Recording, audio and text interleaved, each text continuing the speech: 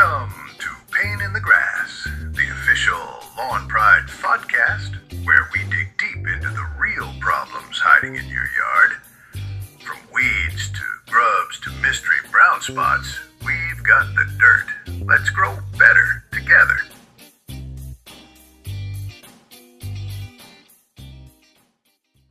You know, when we think about a threat to our property, or really a threat to any system we've built, we usually picture something highly visible. Right, something loud.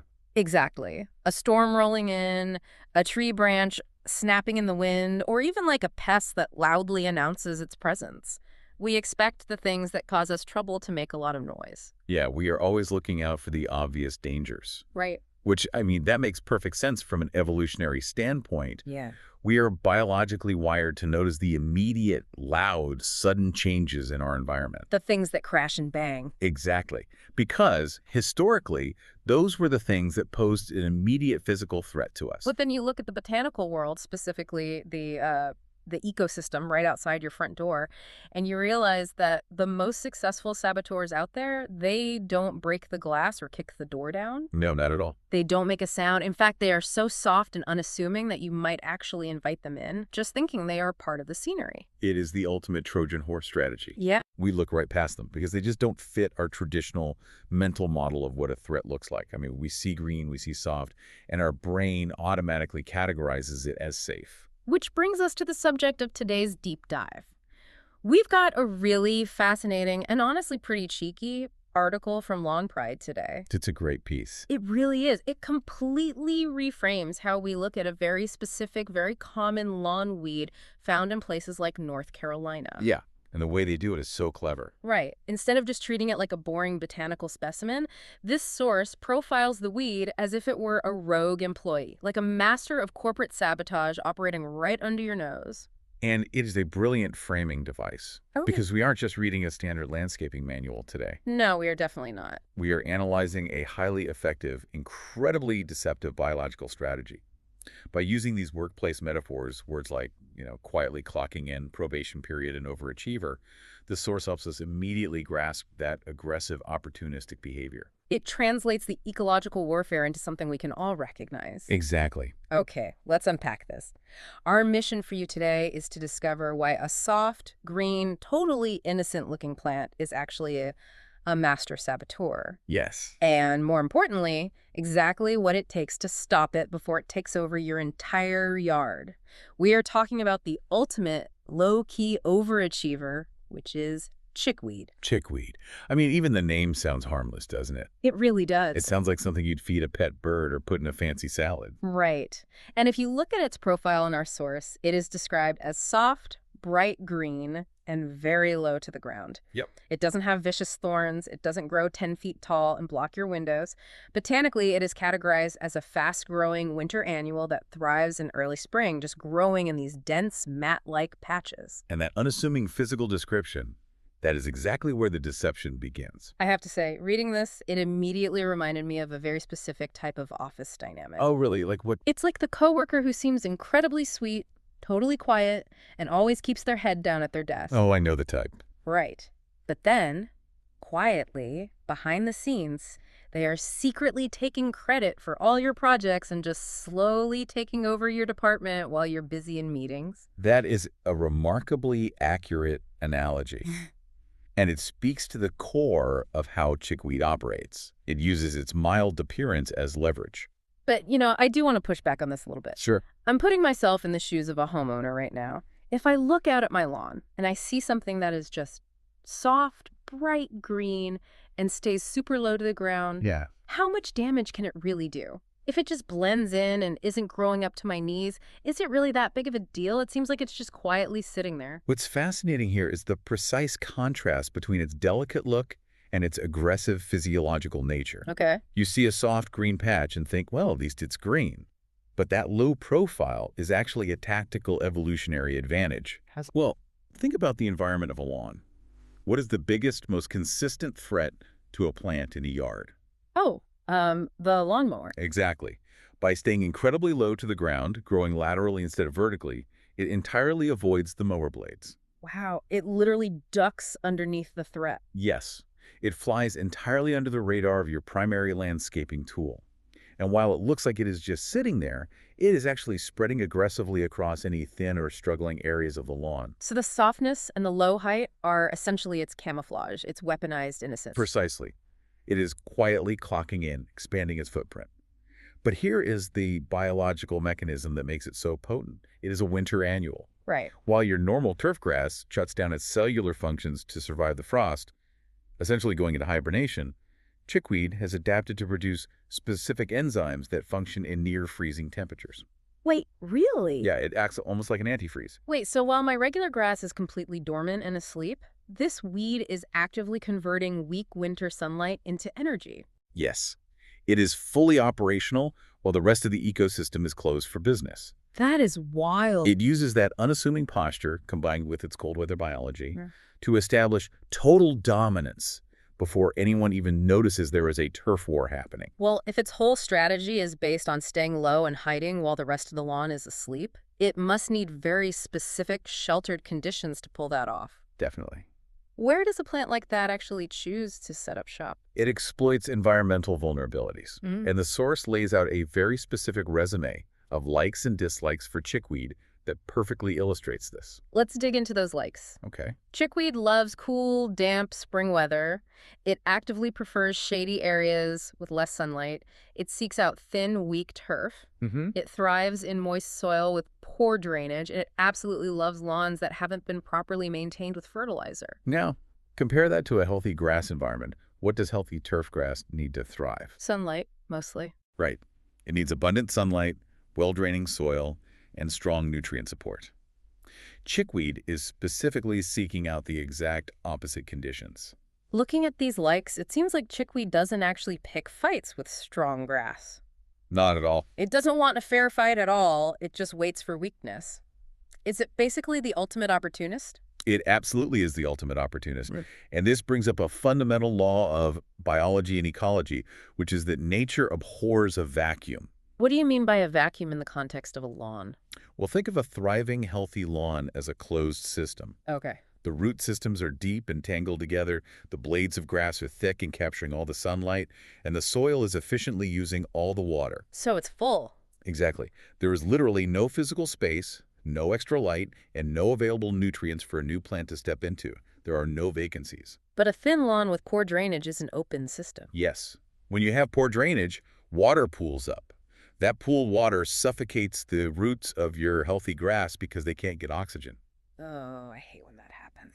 Yeah, and then the grass dies back, leaving a bare patch of dirt. That bare patch is an ecological vacuum. And that's where the chickweed comes in. Right, chickweed is an organism perfectly designed to exploit that exact void. It targets those damp, deep shade areas where your healthy grass is already struggling to breathe and photosynthesize. So it doesn't fight the strong grass. It just waits for the grass to get sick, and then it steps right in. Exactly. And when you look at chickweed's dislikes, it proves your point perfectly. Hmm. The source says chickweed dislikes thick, healthy turf grass. It dislikes well-drained soil. Yep. It cannot stand consistent lawn care and fertilization, and it is entirely blocked by strong root systems. Which is incredibly telling. Chickweed's entire list of dislikes is exactly what a homeowner actually wants. Right. When you maintain that robust, closed system, the ecosystem simply denies the weed entry.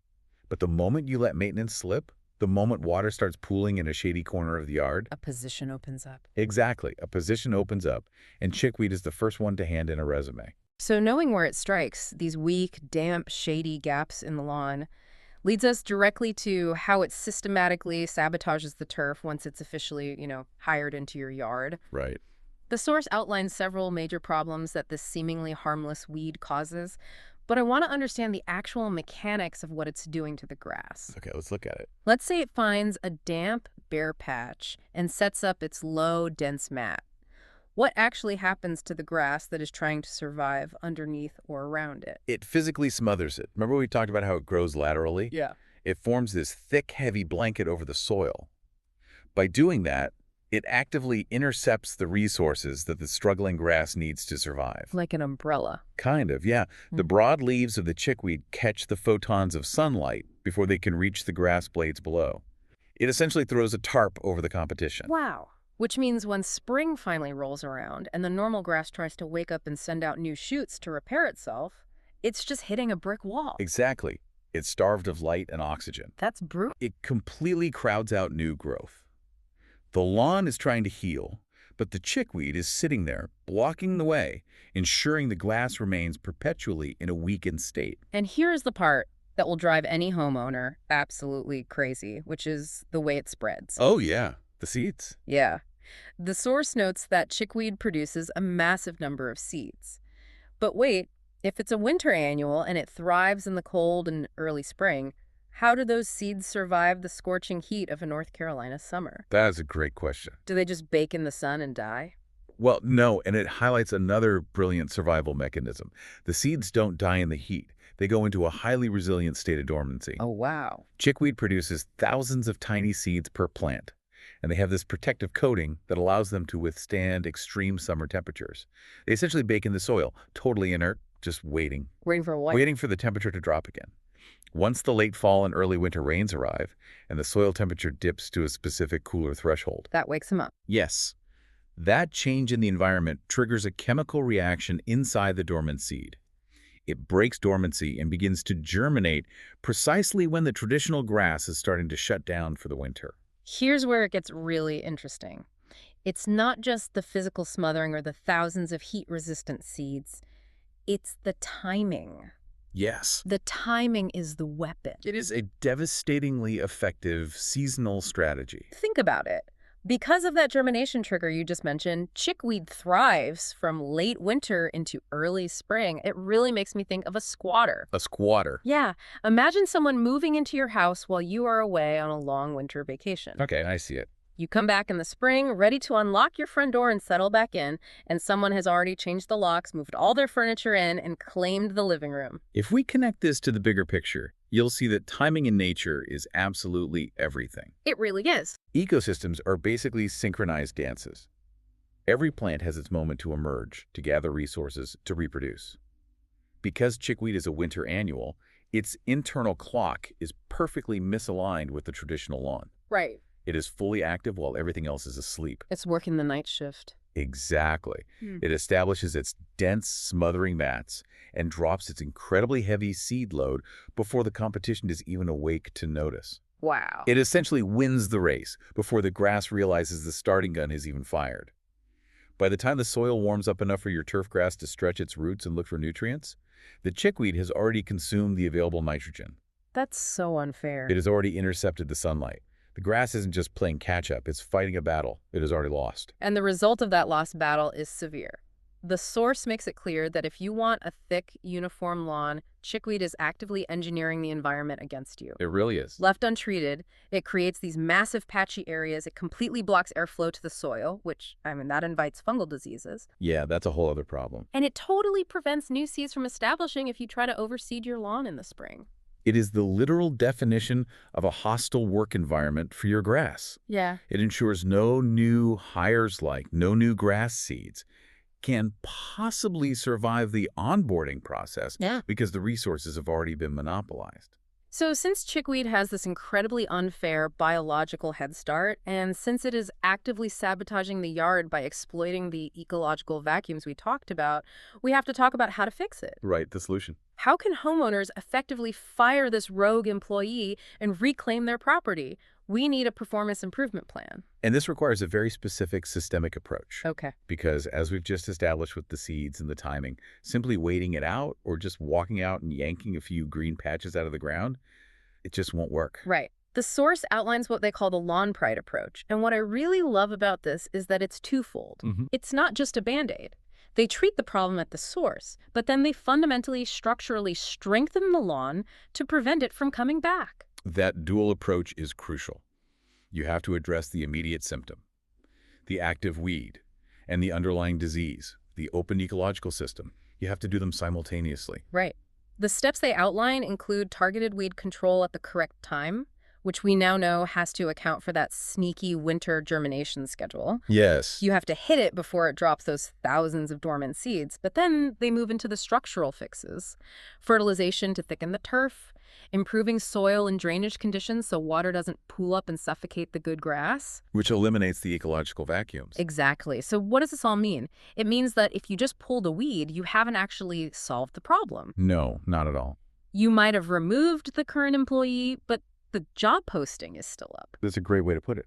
The damp, shady, thin patch of dirt is still there. You have to change the fundamental environment.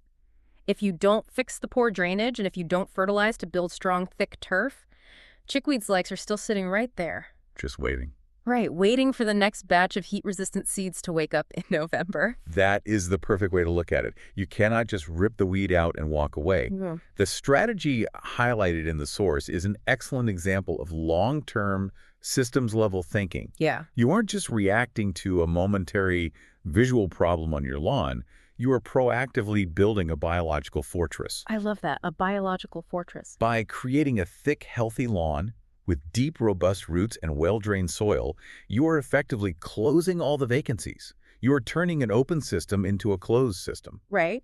It naturally resists invasion because there is simply no physical space, no available sunlight, and no spare water for the opportunist to exploit. You are making the company culture so strong and so tight-knit that the rogue employee gets pushed right out the door. They can't even get an interview. Exactly. You change the conditions of the ecosystem so that weeds simply cannot survive there, no matter how clever their antifreeze enzymes or their dormant seeds might be. It's an incredible journey when you really lay it all out. For you listening, think about how our perspective has shifted over the last few minutes. It's a big shift. We started by looking at this soft, delicate, innocent-looking little green plant, a winter annual, just quietly sitting low to the ground, trying to blend in. Right.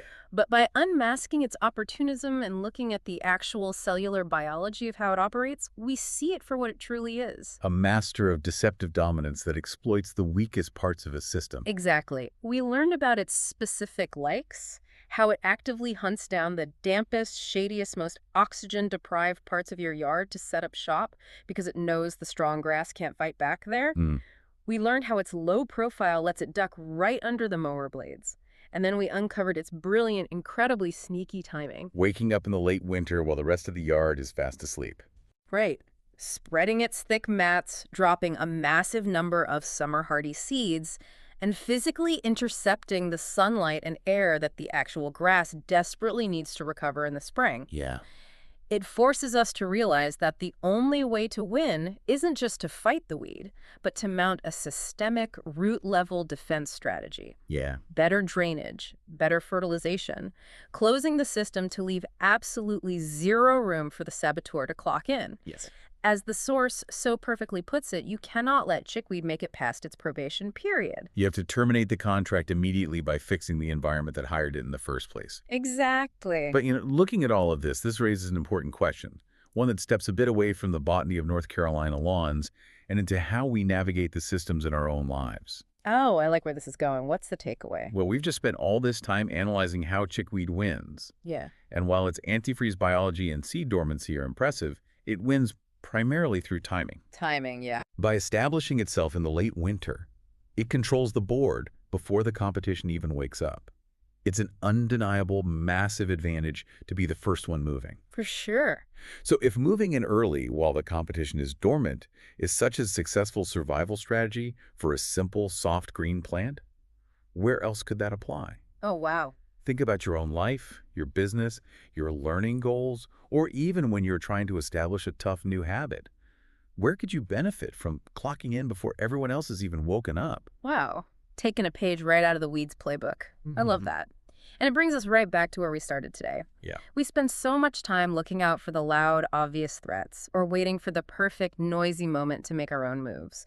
We wait for the things that crash and bang. Right. But the most powerful forces, whether it's a weed quietly taking over a lawn in February or a new, quiet habit slowly transforming your life before dawn, they don't make a sound. They really don't. They just start early, they stay low, and they do the heavy lifting while everyone else is sleeping.